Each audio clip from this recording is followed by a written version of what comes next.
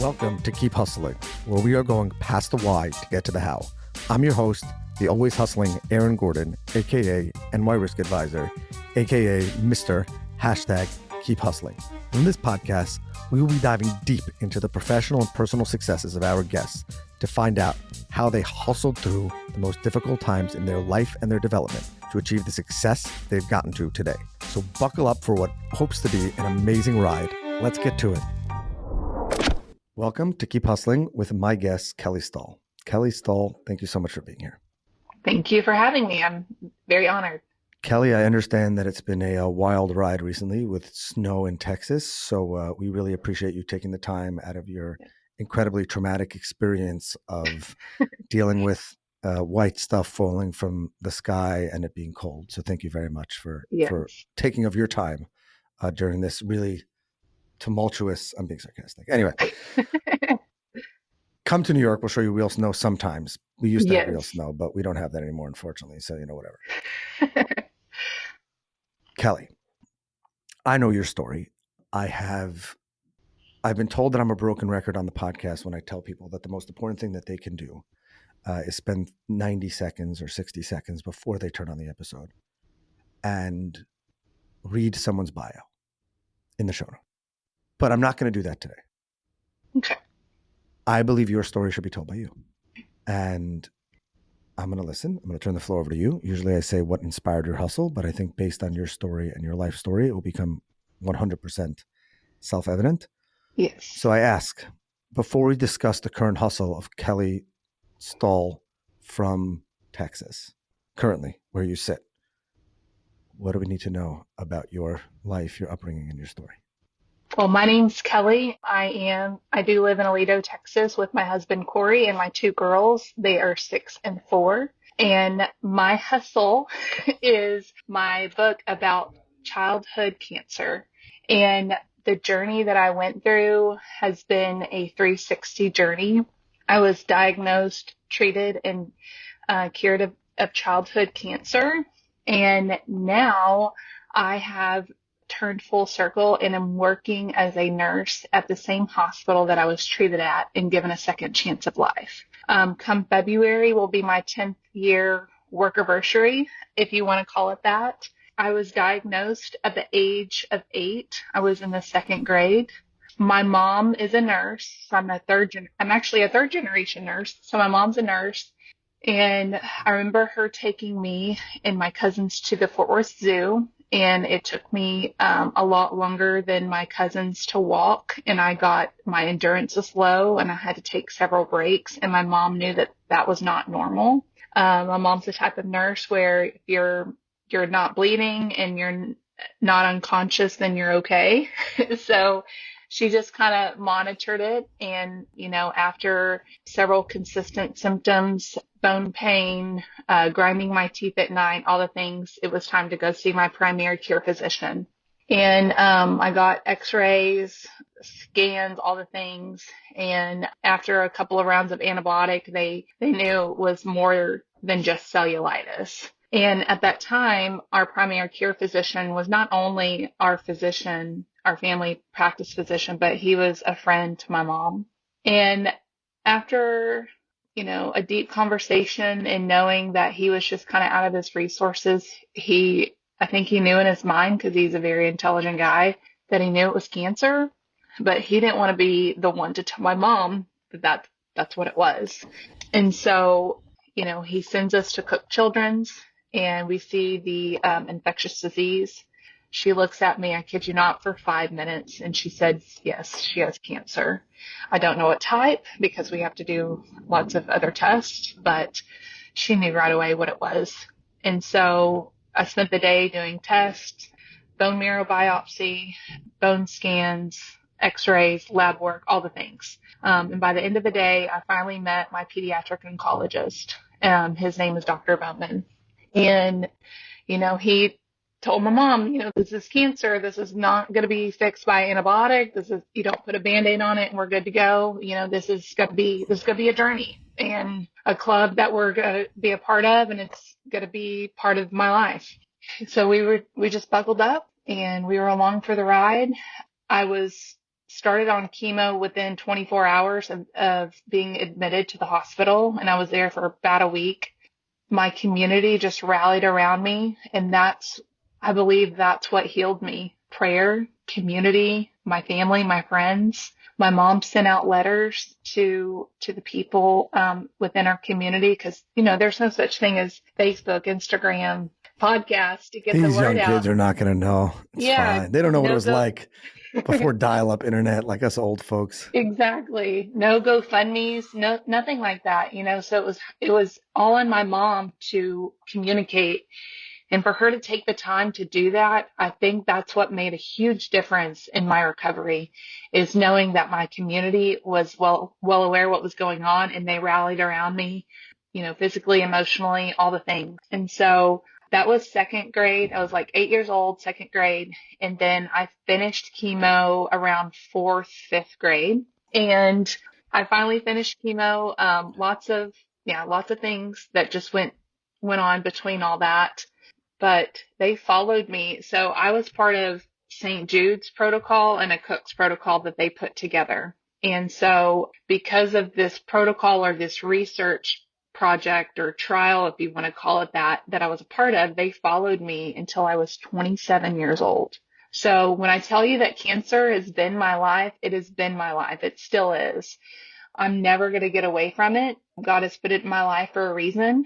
And one of these reasons is to sit here with you today and share my story. But yeah, one of the things in my book that my mom helped me write this, because, I'm a little girl suffering through cancer. There are things that I vividly remember, and will always remember, but there were conversations and things that happened that only adult would be able to comprehend or know. And so she filled in some of those gaps to make it a full story. So there was one part where she said, yes, you got cancer, but God sent Dr. Bowman.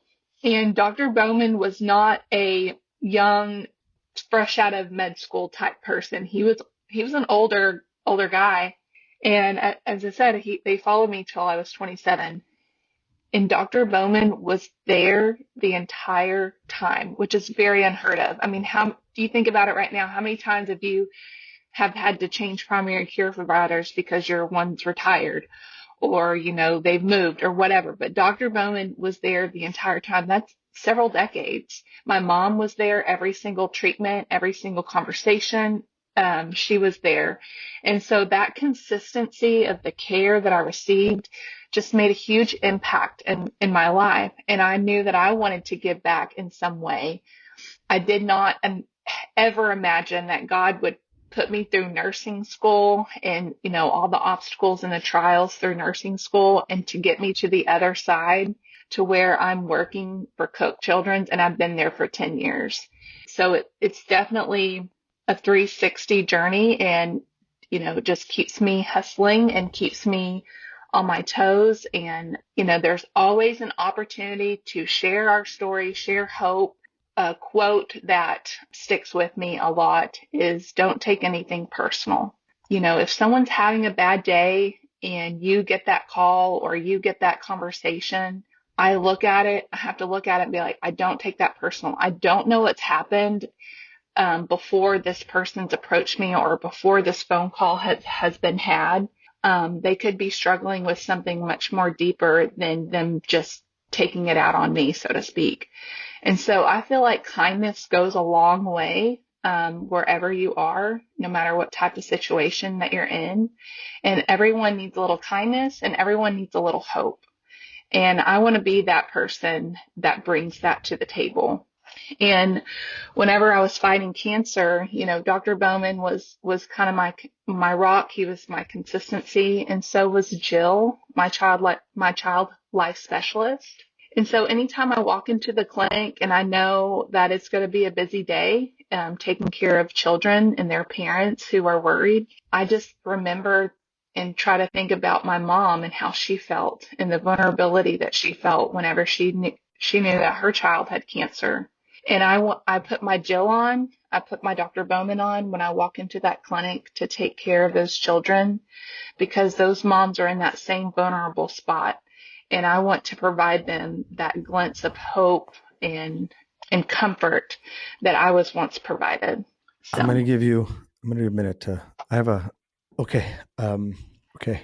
As I said from the outset, this was going to be a different type of episode, and I'm okay with that. And I should have prepared myself emotionally better for that, but that's okay. I'm going to do something I don't usually do, and then I have a bunch of follow-up questions for you. How does somebody get your book? Obviously, we're going to put it in the show notes, but how does somebody get your book? It is on Amazon, and you just type in my name, Kelli Stahl, and it will pop right up. So here's what we're going to do. We are going at the Keep Hustling podcast to, if you or when you buy Kelli's book, I'm going to ask you either to reach out to Kelli and tell her that you heard about it on the Keep Hustling podcast. Please send her a copy of your order, or to me and to us at the Keep Hustling podcast or on any of the social media platforms. And we will make a donation to the hospital where you were treated in your honor. I would love for that. Every book that is sold, you and I will come up with something, but any book that's sold to Keep Hustling podcast in order to inspire others to keep hustling, we will love to give back in that way. I just thought of that on the spot, so we digress to that, but I don't think it's a digression. Wow. You said nothing was off limits, so here we go. Yeah. What was it like when you heard the news? You said you were little. I understand that you had different feelings, and I'm not going to ask, and I'm going to leave everyone to read the book to hear your mother's part, because I'm looking and speaking to you. I had a very close friend when I was a kid. I was in high school, who also was diagnosed with cancer. I grew up in Manhattan on the Upper East Side, near 1 mile from Memorial Sloan Kettering Hospital, and so he was in Long Island, and so my brother and I would have the opportunity to visit every so often when he was there. Thankfully, like you, he's doing incredible, as an incredible family, as an inspiration. And by the way, maybe you should get him on the podcast. Yeah. But I have children, even at 8 years old. I assume you thought about this because you wrote the book. What was going through your mind when you heard that word or that confirmation? Meaning, I assume that in the doctor visits leading up to that and leading up to going to the hospital, your mother probably had deeper thoughts or more maternal predictive thoughts, for lack of a better term. Yes. Like, oh, we're going to another specialist. That must mean it's serious, and so on and so forth. And obviously she was a nurse. You're an 8-year-old kid. But that word is a powerful word. It is. So what happened?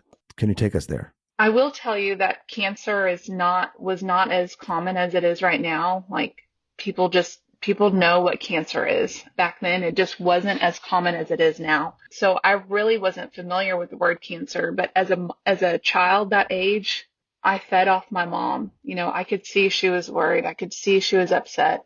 Something that Dr. Bowman did really well was he allowed my mom to come into the room and sit down with me in my hospital bed and tell me what was going on, to be straightforward with me. And she told me I had cancer and that they were going to be giving me medicine. And this was not just a one-day type of medicine, that this was going to be a journey, and that we just had to be patient. And the only thing I could just say was, am I going to die? I didn't know what death meant. That was just all I could mutter. So what was the answer? My mom told me that she wasn't sure. She didn't know. She said she was not sure, but we're going to fight. Did you ever want to give up? No, because they gave me a really good prognosis. They knew that the research was there and it's been successful, and they were never negative. Now, it could have been a different story with terminal cancers with other children, but I was not there for those conversations. I saw a little bit of it, but my cancer, my treatment was optimistic, and people were never negative about it. Like, they were just like, okay, let's get to the next treatment. You're doing well. Your numbers are good. We just went from one thing to the next. And we really didn't stop to think that this was something that was going to kill me in a way. I want to speak to the community thing in a second. Yeah. But I have my last question about just this pointed time in your life, or I guess the full circle part of it is, how do you think it impacts your patients? Both those who have somewhat positive prognoses, meaning like yours, that obviously anything could have happened and it's an illness, but there's research, it's not a terminal diagnosis. Yeah. Who see you. I imagine that's quite inspirational and quite motivational, and having you as a nurse, it's like, hey, Kelli did it. look, she's right here. But also, and maybe more on a somewhat deeper level, what about the people who you come across in your 360 whose diagnosis is not quite as positive? I imagine that you personally and they have to be somewhat emotionally torn Yes. in that. Yes. I mean, I was faced with death at a very young age. You know, there were times where I was doing treatments and I would see my friend or see someone I knew one week and then they weren't there the next. And you ask questions and you got the answer and you probably didn't want to know that. And but yeah, I mean it was reality, you know, and I was watching it go down as a young child. I knew what death was. I grieved way younger than I should have for people that have passed away.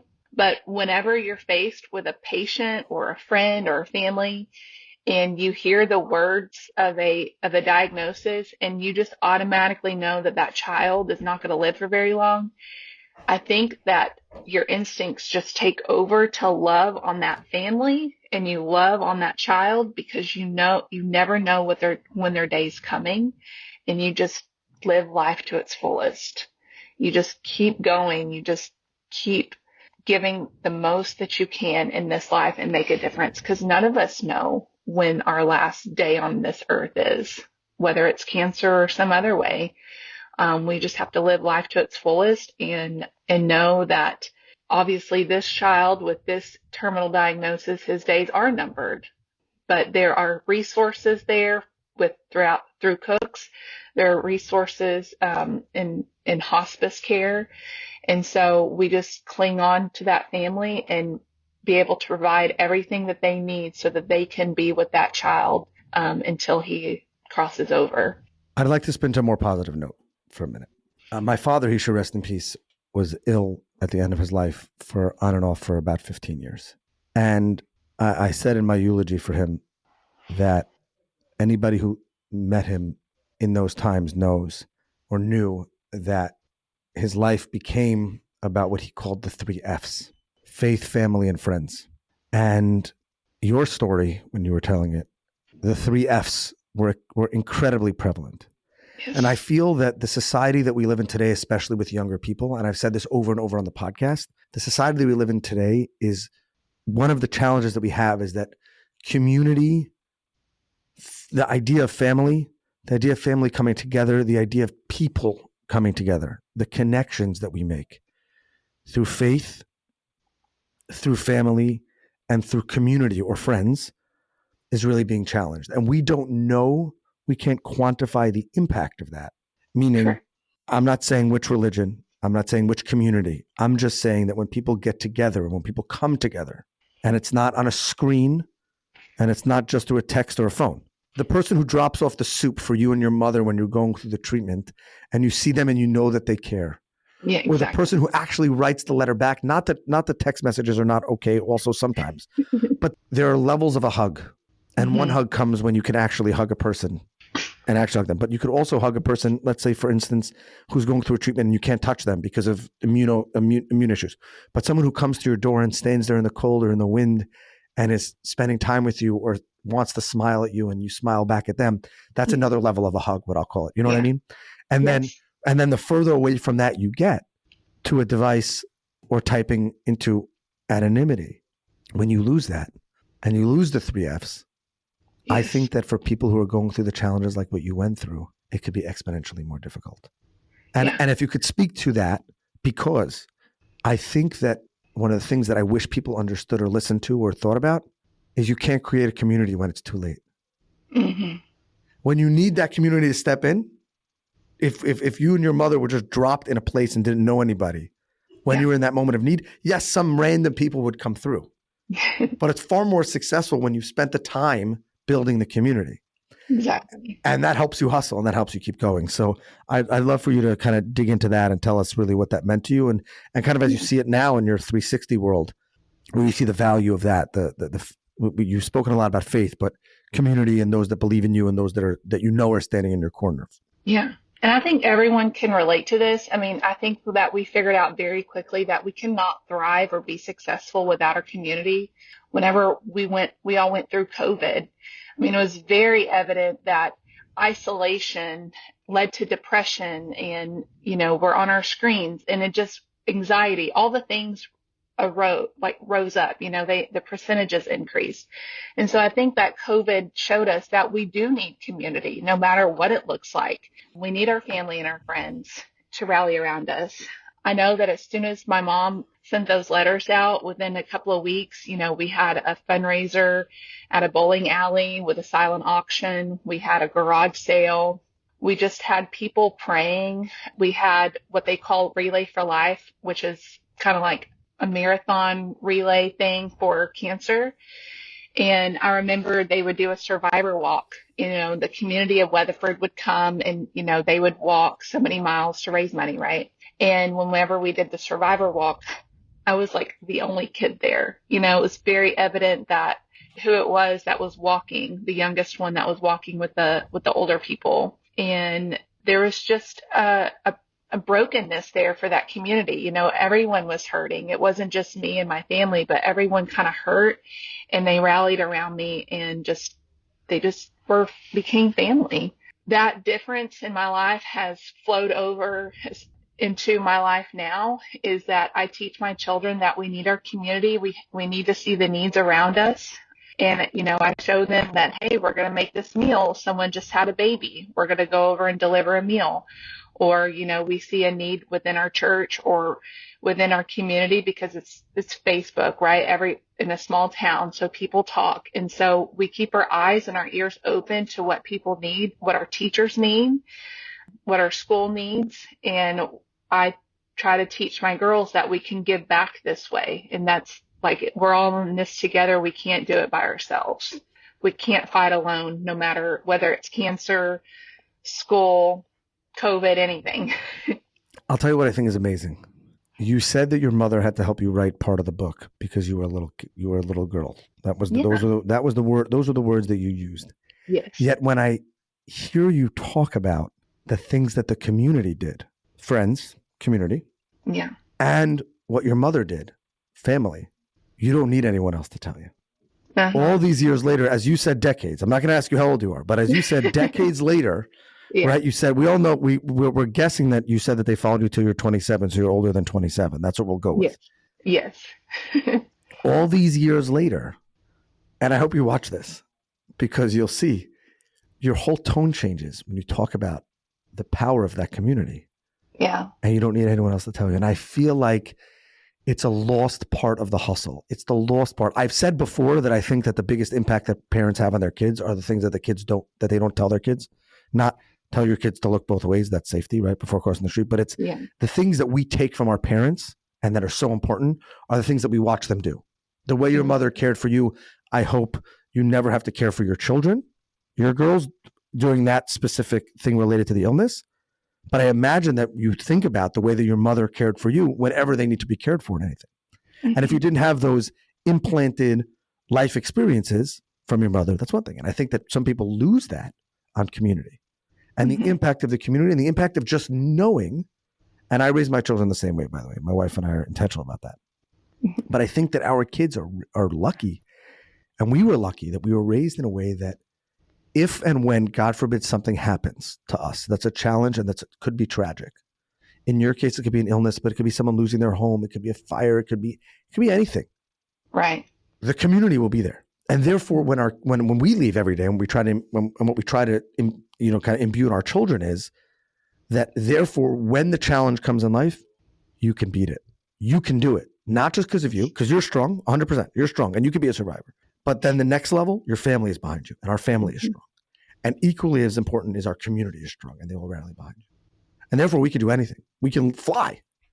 Yeah. And I'm so inspired. You can hear it in my voice. I'm so inspired by you pointing at and noting the power of that community. And I think, by the way, it works professionally as well. But definitely. But just that community, I love that you also look. I mean, you felt so passionate about that community, specifically in the hospital and the people there, that you decided to go back, as you called, in the 360. So, yes. I mean, I have to ask, although I'll probably regret it, so I apologize. Do you wish your life story was different? I've honestly thought about that. What would my life look look like if it was different? If I didn't have cancer, what would my career be? Because I don't know if I would have done nursing, but nursing was obviously like my part of my DNA. And then hearing all the medical terms growing up, it was just a natural choice for me. But yeah, I mean, I look back and it's like God was going to put me through trials and turn those trials and obstacles or field trips, whatever you want to call them, into good things so that I could share a testimony. Everybody has a story. Everyone has a story of hope and something that they've overcome. And we got to be able to be vulnerable enough and brave enough to share that, because that can make a difference in someone else's life that's been quiet and suppressing those feelings. But no, I don't think that I would trade it. I wouldn't trade my girls. Yes, it's been a very difficult process. My body is failing, but whose body isn't? But yeah, as I said when we opened, you can sit down on the floor and get back up. So yeah, you're better than a lot of us. Like physically, we're not going to be here. We're wasting away every day, and it's like, where are we going to put our effort and our time that we're here? Where are we placing those things? Are we doing it in a materialistic way, or are we putting it through our faith, family, and friends? And I want my girls and my family and friends that when I pass away, I want them to have a little bit of me to give to the community, to carry that legacy of kindness and hope with them. So, Kelli, you inspired me. Every once in a while, there's an episode, and I am grateful for this entire endeavor of creating the Keep Hustling podcast, because someone's hustle really does inspire me. And as I said from the beginning, your story is one that more people need to hear and more people need to know. As you know, we end every episode by asking our guests to leave us with their favorite motivational, inspirational quote. Before we do that, so I'm going to give you a few seconds to prepare that, I want to reiterate what I said in the middle of the episode, and that is, and we'll put it in the show notes, if and when you buy Kelli's book on Amazon, My Fight, My Story, Kelli Stahl, look it up. If you're watching, you can see the picture of it. We're going to put a link to it, obviously, in the show notes, and we will note, if I remember, in the show notes that, but if you're listening, screenshot of your order, send it to Kelli. She knows how to reach me, or send it to us at the Keep Hustling podcast and any of the social media platforms, and we will make a donation in your honor and in Kelli's to the Children's Hospital that she was treated at and 360 to now work at. So, Kelli, again, thank you for being here, and I turn the floor over to you for our final thought. Well, thank you so much for having me, and I'm very honored that y'all are contributing to Cook Children's. It means a lot to me. This is not about selling books. It's about giving hope and giving courage to anyone that is fighting something that they don't feel like they can overcome. So, and I would love to connect with you via Facebook or Instagram, Cory Stahl. I'm very easy to find. My inspirational quote, I kind of mentioned it, is just don't take anything personal. Just don't take anything personal. If someone's having a bad day and they're taking it out on you, I challenge you to pray or just send them good energy, because there's something going on in their life much deeper than you would ever know that's making them feel the way that they're feeling, their anger, their frustration. So let's take a step back before we react and pray and send them good energy for whatever is at home that they're dealing with. Thank you. Thank you. Thank you. This has been another episode of Keep Hustling. Remember, do well by doing good, and always keep hustling like Kelli. All right, hustlers, that brings us to the end of another fantastic episode. Thank you for listening. The listeners are the most important part of this show. If you like what you heard, please leave us a review wherever you listen to your favorite podcasts. Your feedback means the world to us and helps us reach more listeners. Plus, be sure to subscribe to our podcast so you never miss an episode. We have some amazing guests and topics lined up for you, and we don't want you to miss out. And finally, if you have any suggestions, comments, or even just want to say hello, please feel free to reach out to us on all social media platforms. We are Keep Hustling Pod on Instagram, X, Facebook, and LinkedIn. We would love to hear from you to continue the conversation. Thanks again for tuning in and supporting our podcast. We truly appreciate each and every one of you.